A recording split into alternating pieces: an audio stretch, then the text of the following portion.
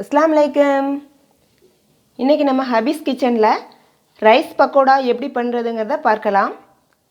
அதற்கு 1 cup rice எடுத்து வச்சுருக்கேன். மத்தியானம் வடித்த ரைஸ் தான், ஒயிட் ரைஸ். அந்த ரைஸை நல்லா மசிச்சுக்கிடலாம். கையை வச்சே நல்லா மசிச்சு எடுத்துடலாம். இந்த மாதிரி நல்லா மசிச்சு எடுத்துக்கிறணும். மிக்சியில் அரைச்சிடக்கூடாது, கைட்டு தான் மசிச்சு எடுத்துக்கிறணும். 2 பெரிய சைஸ் வெங்காயம் கட் பண்ணியிருக்கேன், பெரிய வெங்காயம். அதை இந்த மசிச்ச ரைஸோடு சேர்த்துடலாம்.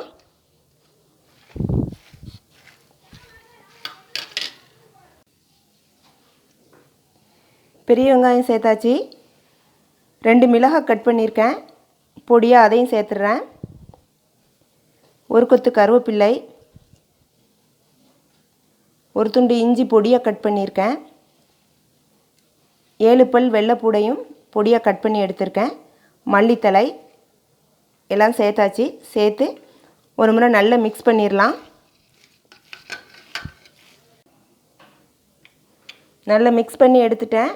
இதில் 1 ஸ்பூன் பெருஞ்சீரகமும் 1 ஸ்பூன் ஜீரகமும் சேர்த்துட்றேன். 1 ஸ்பூன் பெருங்காய பவுடர், 1 ஸ்பூன் வத்தல் பவுடர், 1/2 ஸ்பூன் மஞ்சள் பவுடர்,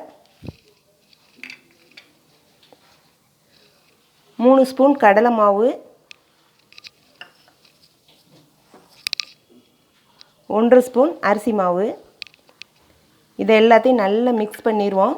தண்ணி எதுவுமே சேர்க்கக்கூடாது. தேவையான அளவு உப்பு சேர்த்துக்கிடுவோம். இந்த மாதிரி நல்லா மசிச்சு எடுத்துடணும்.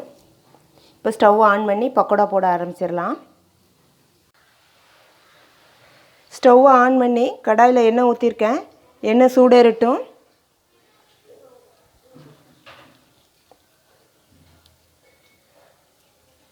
எண்ணெய் சூடேறிடுச்சு. பக்கோடா போட ஆரம்பிச்சிடலாம். கையில் எடுத்து கொஞ்சம் கொஞ்சமாக இதே மாதிரி போட்டால் போதும்.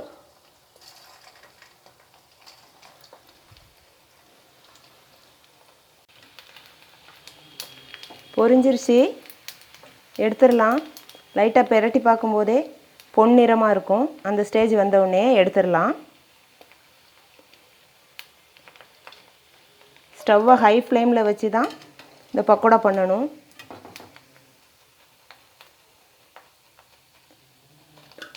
எடுத்தாச்சு. மீதமுள்ள மாவையும் இதே மாதிரி பக்கோடா போட்டுட்டு பார்க்கலாம். மீதமுள்ள மாவையும் பொரித்து எடுத்தாச்சு. இப்போ அரிசி அள்ளிட்டு ஸ்டவ் ஆஃப் பண்ணிடலாம்.